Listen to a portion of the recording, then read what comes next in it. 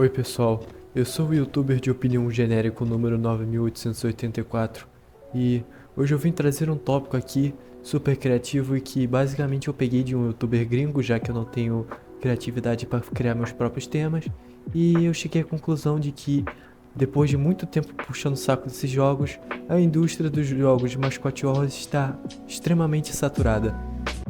Não, esse aí não sou eu. Esse aí não é o Goblin Secreto. A indústria dos mascote horror não está em saturação, ela foi assassinada. Existe uma diferença significativa entre essas duas coisas. Mas pera. Antes que você comece a me zoar falando que você é Sigma e que eu sou Beta, eu tenho que te dar argumentos muito plausíveis para provar isso. Você tem direito aos seus próprios argumentos, não aos seus próprios fatos. Isso é um fato, não um argumento. Five Nights at Freddy's simplesmente aniquilou a indústria dos jogos indies de terror. E ele fez isso de várias formas. Não só através da própria saturação, que hoje acomete ela, mas também porque ele em si acabou criando uma fórmula que fez com relativo sucesso e hoje em dia fosse esticada até que não existisse mais nada sobre ela. Sabe aquele episódio do Hora de Aventura em que o Jake é esticado até que fica fininho? Então, é exatamente o que aconteceu com a indústria dos jogos indies de terror por causa do FNAF. Em resumo do argumento, Five Nights at Freddy's foi um jogo em que foi não apenas o auge dos jogos indies de terror, mas também a sua derrubada, o seu fim de fato. Tipo, é só parar pra pensar um pouquinho. Quantos jogos de terror indie não simplesmente copiaram a ideia do Five Nights at Freddy's depois que ele fez sucesso? Bom, vou pensar em alguns aqui. Teve o Little Nightmares, que não fez isso. O Little Nightmares e o Little Nightmares também não fez isso. Portanto, eu já dei todos os argumentos que eu poderia dar no presente e não posso falar mais nada aqui. Mas, todavia, eu, Goblin Secreto, ainda tenho uma carta na manga. Eu tenho uma máquina do tempo. E, para continuar o meu argumento, eu e você seremos forçados a ter que voltar para o terrível ano de 2014. Beta, Shed, Amostradinho, Bora Bill, Shitpost, YouTube Shorts, TikTok, Imposto. Eu não sei do que você tá falando, a gente tá em 2014, cara. A gente acabou de levar um 7-1, The Walking Dead tá no ápice. Pô, bora jogar um Clube Penguin. Ou, na pior das hipóteses, a gente joga um Minecraft Pocket Edition. Eu e você estávamos comendo terra, até que eu abro meu YouTube e eu me deparo com essa assustadora thumb aqui, ó. E depois desse vídeo foi um caminho sem volta. Naquele ano, esse jogo iria explodir, muito por parte de criadores de conteúdo na internet. Eu acho que a história do jogo você já deve saber, né? Um desenvolvedor de jogos bem calmo, que sempre teve seus jogos criticados, falando que os personagens eram muito feios e mais pareciam robôs assassinos, então ele resolveu aproveitar essa ideia. Mas hoje eu vou trazer uma ideia em que nem todo mundo viu. FNAF está dentro de um gênero conhecido como Mascot Horror, mas eu particularmente gosto de englobar esse gênero e vários outros dentro de um gênero maior ainda chamado Terror Goosebumps. A série de livros Goosebumps foi uma série de livros de terror para o público infanto-juvenil, publicada no início da década de 90. Basicamente, o que eu quero dizer é que a principal estratégia de marketing do Five Nights at Freddy's durante muito tempo foi focar principalmente em adolescentes e pessoas que estavam entrando na adolescência. Esse público, por não trabalhar nem estudar, simplesmente iria ficar consumindo esse conteúdo o dia todo. Ou seja, dinheiro de graça.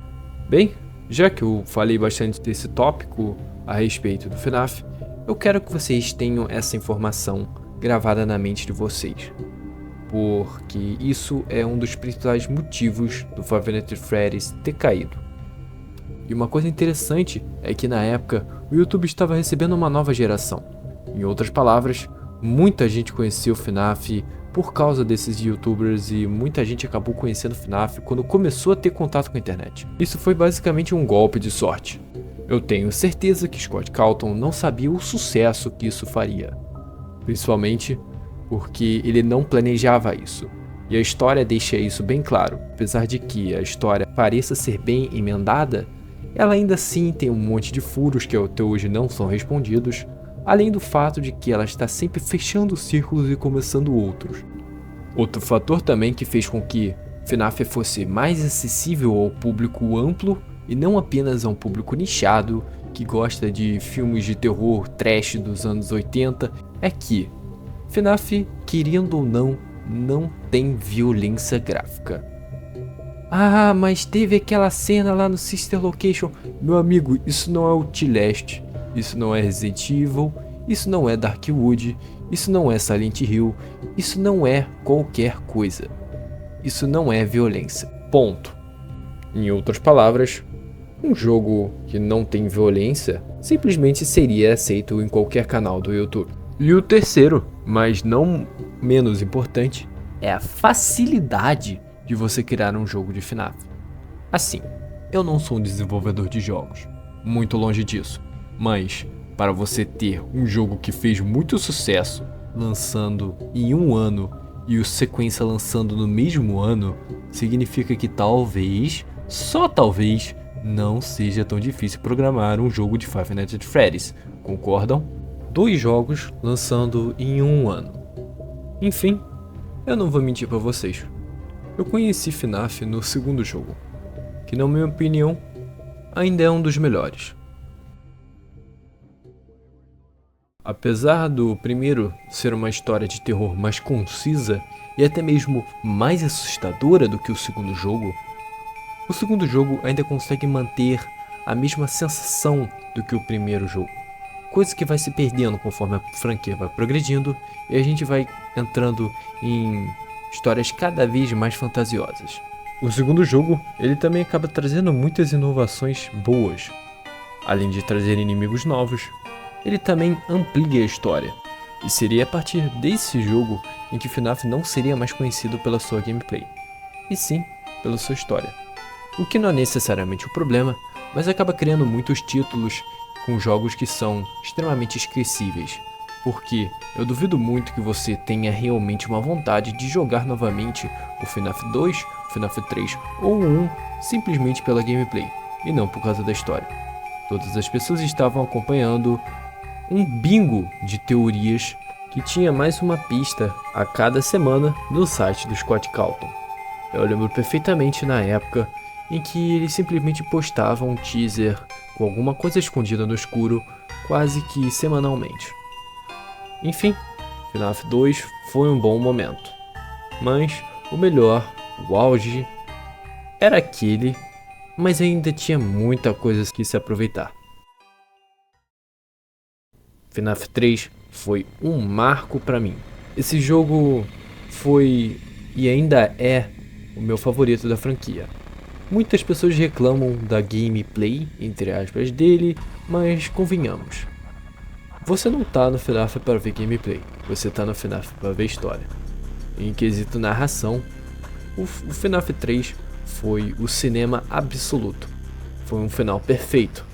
Talvez, se FNAF tivesse acabado no terceiro, seria uma série bem mais madura e que seria lembrada com lembranças muito mais carinhosas. FNAF 3 foi, durante muito tempo, o que muitos acreditavam ser o fim da história, com o vilão morrendo no maior plot twist da franquia e também com um teaser mostrando que tudo tinha queimado. Porém, é mostrado que lá no fundo ele estava lá aguardando. Eu não tenho muitas reclamações a fazer desse jogo, até porque ele é o meu favorito da franquia. Tirando o fato de que o jogo se passa em um estabelecimento com temática de terror e eles simplesmente resolveram pegar um cara morto dentro de uma fantasia e botar pra exposição, mesmo sabendo o que aconteceu. E isso aí é um pouco fora de roteiro, digamos assim. Além do fato do vilão ter sobrevivido ser o maior deus ex machina da franquia, mas eu vou falar sobre isso mais pra frente. Você deve estar estranhando porque eu coloquei esses 2 jogos no mesmo tópico. E bem, o motivo é bem simples. Eu considero os 2 simplesmente parte do mesmo fenômeno. Porque, pra você ter uma ideia, quando eu vi a primeira vez o teaser do quarto jogo Eu achava que essas criaturas eram nada mais nada menos do que versões Springtrap dos animatrônicos padrões. Eu lembro que eu, com muito orgulho, acompanhei o lançamento do quarto jogo durante o lançamento, assim como o terceiro, mas o quarto jogo eu vi em live, inclusive, foi muito mais marcante. Eu não tenho muito o que acrescentar do quarto jogo, já que em relação ao terceiro ele não é tão forte assim, ele parece até aquela continuação que não é tão boa quanto o seu predecessor. A única coisa que eu tenho a acrescentar é que o design das criaturas é interessante. E além disso, era o primeiro FNAF que a gente podia andar pela casa. O problema é que a gente andava com o rosto no asfalto. E, bem, o FNAF 4, ele tem, assim como o FNAF 3, uma identidade visual muito única. Toda a ambientação do 4 parece que ele jogou tudo pra cima do terror. Diferente do que era o 2 e o 3, que era algo mais contido, o 4 literalmente começou a mostrar garras e começou a querer assustar e tal, criando as criaturas mais deads. Eu não vou mentir pra vocês que quando eu acompanhei o jogo pela primeira vez, o 4 no caso, funcionou até que bem. As criaturas eram assustadoras e tal, mas depois eu comecei a achar meio forçado e eu comecei a pensar mais na ideia do Springtrap no 3 como uma figura muito mais intimidadora. É literalmente um cadáver ambulante que tá correndo atrás de você dentro de uma fantasia no meio da madrugada. Sim, eu estou chamando FNAF Sister Location de FNAF 5. E aí, você vai fazer o quê, hein? Você vai fazer o quê, hein? Você não tá editando o vídeo? Eu tenho algo interessante a acrescentar sobre esse jogo, que não é muito útil, mas... não me agrada muito o fato de que todos os personagens desse jogo parecem um Freeza. Definitivamente não o melhor da franquia e... eu, particularmente, me senti até um pouco desconfortável jogando esse jogo. Não porque eu simplesmente não gostei do jogo, mas, sei lá.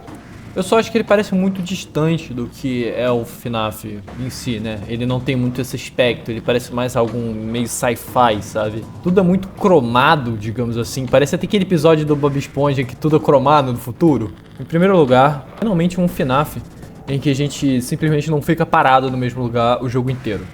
O jogo em si ele é bem dinâmico comparado aos outros. Você não consegue lembrar ao certo qual é a sala principal dele, porque você tá sempre em movimento. Apesar de que eu acho que ficar plantado na mesma sala o tempo todo, de olho nos bichos tentando chegar até você, é uma característica da gameplay de FNAF em si, e sei lá, não consigo pensar muito em FNAF sem isso, sabe?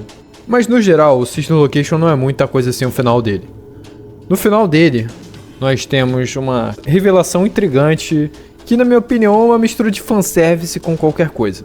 No final, nós vemos o Purple Guy se olhando em primeira pessoa, dando a entender que nós nos transformamos no Purple Guy. Bem, aí começam a aparecer muitas perguntas e eu lembro daquela frase que eu falei lá no início do vídeo. FNAF não teve uma história pensada. FNAF é aquele tipo de história em que a trama vai progredindo conforme a franquia também. Isso não é necessariamente um problema, pois grandes franquias têm esse tipo de abordagem. Um exemplo bom disso é God of War. A história simplesmente não planejava 1/5 do que ela se tornou hoje. Bom, voltando a falar do Michael, ele é meu personagem favorito devido à aparência dele e à ideia do personagem.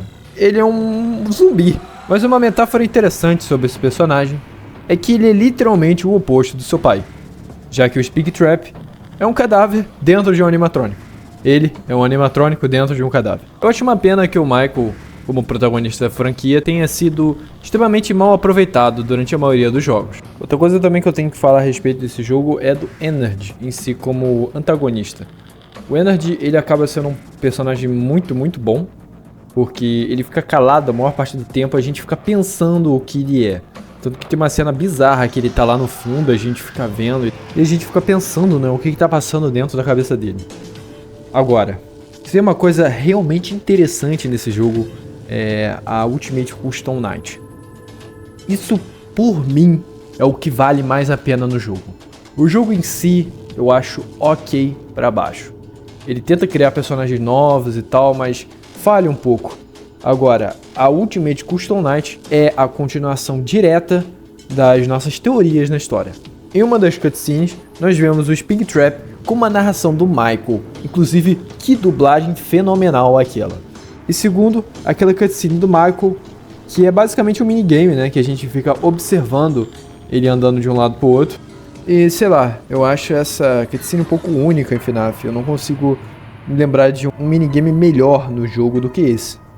Eu consigo lembrar um que seja mais nostálgico, mas nenhum que seja melhor do que esse.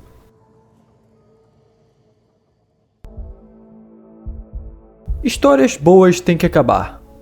E foi isso que aconteceu do jogo Five Nights at Freddy's Pizzeria Simulator. O que originalmente era para ser uma trollagem acabou se revelando simplesmente um dos melhores jogos da franquia, tendo um final perfeito para ela. Desde a jogabilidade do jogo um pouco esquecível, porém FNAF estava com uma cara boa. Ele agora parecia realmente um jogo de terror de verdade. Não uma RG dentro de um pendrive perdido no quartinho de bagunças da casa do seu avô. Nós tivemos a revelação de várias coisas. Além de que tivemos um final perfeito e praticamente sem pontas. O único problema é o design do Springtrap. Sério, tipo, ele parece um amendoim. O jogo acabou. Tá, mas e agora? O que acontece quando você acaba uma franquia, fechando ela completamente, mas você ainda precisa faturar com ela? Bom, isso é um probleminha. É exatamente a mesma pergunta que se fizeram no The Walking Dead quando mataram o governador. Foi exatamente a mesma pergunta que fizeram no God of War quando mataram Zeus. Foi literalmente a mesma pergunta que se fizeram quando mataram Palpatine no Star Wars.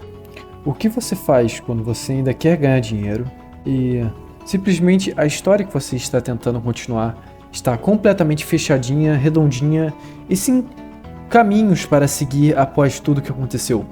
Você cria outro caminho novo, sem muito sentido, usando coisas que já foram pré-estabelecidas anteriormente.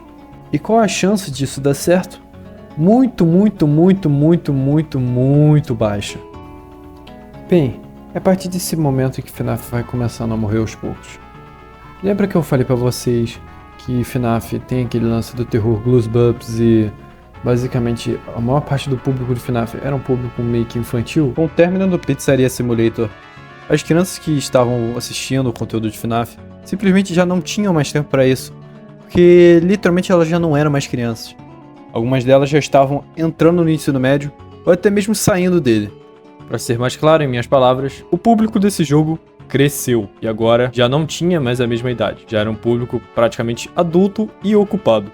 O jogo tentou desesperadamente fazer as mesmas estratégias que ele fez no seu início, utilizando de uma aparência mais family friendly, para que assim eles conseguissem novamente mais audiência através dos youtubers. E foi a partir desse momento que começaram a surgir esses visuais horrorosos aqui. Tipo, sério, eu era pra ter medo disso? É difícil acreditar que esse personagem e esse personagem são os mesmos personagens. E já que FNAF fez rios de dinheiro, os outros desenvolvedores de jogos indies que queriam fazer terror simplesmente resolveram tentar copiar a ideia, criando hordas e hordas de jogos de terror que no fundo não tem terror e nem dão medo de verdade, sendo apenas nada mais nada menos do que um bando de clichês e jumpscares baratos que não conseguem me provocar nada exatamente. Isso tudo chegou num nível em que todos esses jogos parecem muito Five Nights at Freddy's, mas ao mesmo tempo que tudo parece ele, nunca se ouve falar mais nele, simplesmente porque ele praticamente acabou. E tá certo que tem um jogo ou outro às vezes que lança e sim, faz um relativo sucesso, mas compara o que era antes, sabe? E teve até o Into the Pits, que parece ser uma história até que relativamente interessante, mas eu não tenho mais vontade de acompanhar a FNAF. E aqui estão os motivos. Em primeiro lugar, uma das razões. Eu sou um cara muito mente fechada.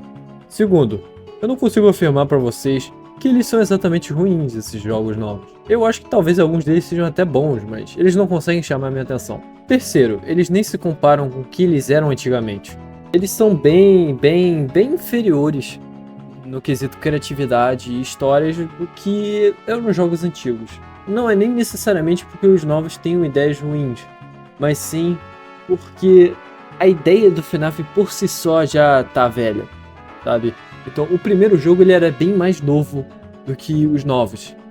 Parece que os jogos novos que estão saindo agora, eles são bem mais velhos do que o primeiro jogo, justamente porque o primeiro jogo era algo inovador, era um terror diferente, era uma ideia diferente. Terceiro lugar, eu tô velho. E eu não faço mais parte do público-alvo desse tipo de jogo. E eu tô falando isso pra FNAF, mas talvez isso se aplique a mascote horror no geral. Quarto lugar. O jogo pra mim já teve um final perfeito no 6. Eu não tenho mais motivo e nem vontade nenhuma de continuar uma história que pra mim já acabou perfeitamente. E, basicamente, em quinto lugar, é algo que eu simplesmente não quero aceitar, mas é algo que eu estava pensando enquanto eu estava fazendo esse vídeo. Talvez mude sua percepção completamente a respeito desse assunto. Mas afinal, FNAF é ruim? Isso é uma pergunta que começou a surgir enquanto eu estava gravando esse vídeo. Para pra pensar um pouco. FNAF não tem uma gameplay muito boa. E FNAF também não tinha uma história muito bem planejada. Então, o que resta a ele exatamente? FNAF começou como um fenômeno. E talvez o fato dele estar tão fraco hoje em dia seja porque simplesmente ele não passou de um mero fenômeno. Um brilho específico dos anos 2010. Um brilho que hoje em dia não resta nada além de sombras. Talvez FNAF no fundo, bem no fundo, fosse apenas um joguinho de point and click e de levar jumpscare. Talvez ele não tivesse uma história tão boa assim. E talvez ele realmente não foi tão bom assim. Eu comecei a pensar isso e, de fato, FNAF não é muito bom. Talvez FNAF seja melhor apenas na nossa cabeça. Porém, independentemente de FNAF ser bom ou não, o fenômeno que FNAF criou foi legal. As teorias eram legais. Tudo em volta do jogo era legal. O jogo em si poderia ser pouca coisa, mas o fenômeno Five Nights at Freddy's foi algo muito único na internet. E como tudo que é bom, tem que acabar um dia.